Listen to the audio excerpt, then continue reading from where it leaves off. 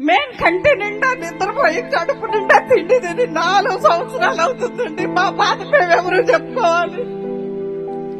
మేం దొరకబడికి వెళ్తుంటే జుట్టు పట్టుకొని మమ్మల్ని కింద పడేసి ఈడ్చి లంచామండలారా మీరు ఎంత తీసుకొని వచ్చారు? 500 తీసుకున్నారు.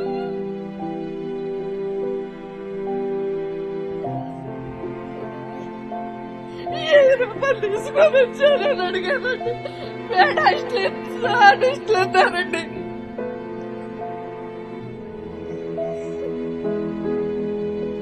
మేము పేడాడిస్టులు కాదండి, భూమి తల్లి పెట్లు.